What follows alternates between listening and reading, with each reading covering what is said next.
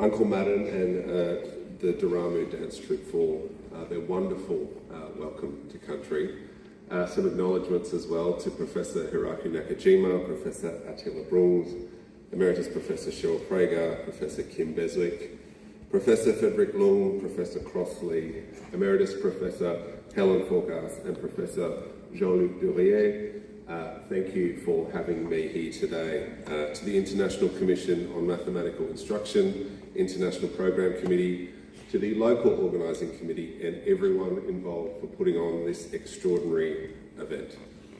My name is Jerome Laxale. I'm a member for Bennelong. Bennelong is a seat in central Sydney and is home to Macquarie University, for those who might have heard of that. I do note that Macquarie University isn't on this sponsor board here behind me, and don't worry, that's something I'll be raising with them. But I do note that the Australian government rightly is sponsoring this event, which is why I'm here today. I'm pleased to be representing the Australian Federal Minister for Education, Jason Clare, to open the 15th Quadrennial International Congress on Mathematical Education. Minister Clare sends his apologies. I've been told that there are 2,500 people here for this event, with more than 92 countries represented. So if each country were represented equally, there'd be 27.1739 people per country. I'm not quite sure what 0.1739 of a person looks like, but you can't argue with those numbers. There won't be any more maths in this speech, I promise. It's a great honour that Australia has once again been chosen to host this important event. Adelaide was the proud host of this conference 40 years ago, in 1984. This year's tagline, "Come and be counted," is really nice. It's great to see so many passionate professionals here, from teachers and lecturers to researchers and curriculum developers, all showing up to be counted. Looking around, it's wonderful to see so many people sharing in the same passion, the advancement of mathematical education. Education is part of the Australian government's DNA. Education is powerful. Education changes lives. We share your passion to improve education for all, including maths education.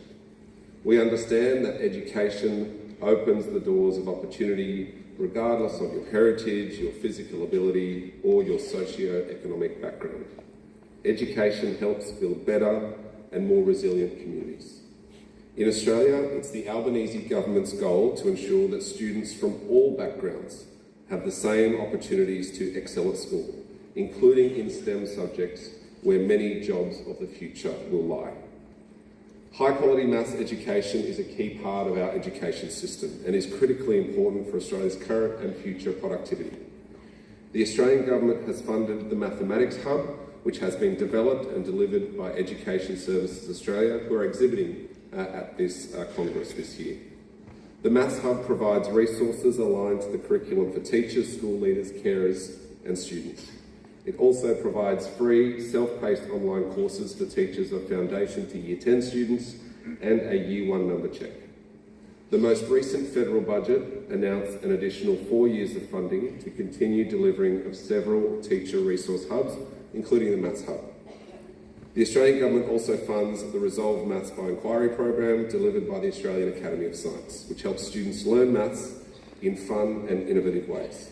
And for early learners, the Let's Count program delivered by the Smith family aims to improve the mathematical capabilities of preschool children. Friends, we have a good education system here in Australia, but it can be a lot better and it can be a lot fairer. You all know it can be better, and the government wants to make it better. Right now, the Albanese government is negotiating the next National Schools Reform Agreement with our states and territories. We have put $16 billion in additional funding for public schools on the table, which would be the biggest increase in Commonwealth funding to public schools that has ever been delivered.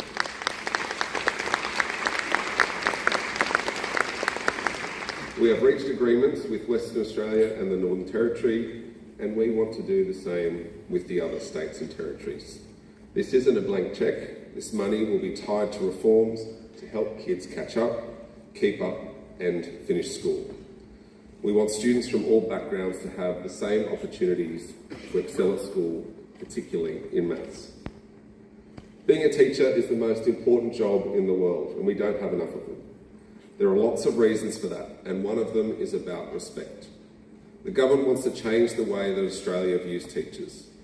That's why our Be That Teacher campaign is all about valuing teachers and elevating the profession.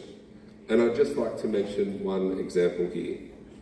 Mr. Wang is a Year 10 teacher in Victoria. The story he shared as part of the Be That Teacher public campaign is inspiring. Mr. Wang recalled a time soon after he started teaching when he received a note from a student in his class, and the note said, "Dear Mr. Wang, I've never enjoyed maths before, but you've shown me how enjoyable the subject is. Really depends on the teacher. Thank you for making me feel smart for once." Mr. Wang was flawed. He didn't realise at the time how much of an impact he'd had on his students. I hope that every teacher here feels their worth, and that every teacher here feels like you're making a difference, because you are. You have one of the most important jobs in the world. You help students aim higher, work harder, be braver, be kinder, and believe in themselves. We also want to encourage more people to be that teacher. This year, we launched a new teaching scholarship worth up to $40,000 each to encourage more people to study to become a teacher. We're improving teacher training to make sure teaching students are taught the fundamentals about how to teach children to read and write and how to manage disruptive classrooms. I'm sure you've seen a few of them in your time.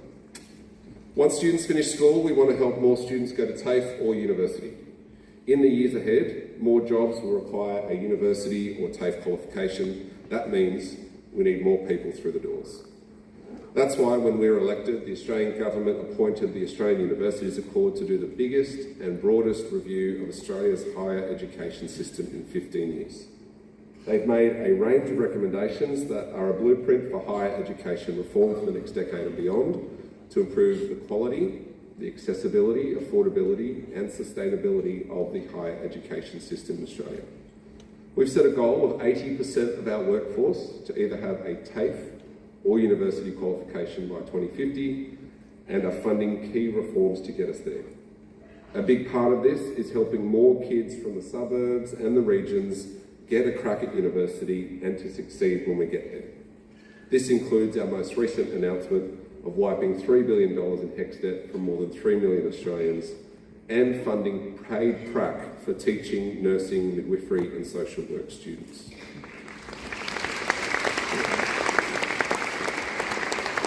This event is a fantastic example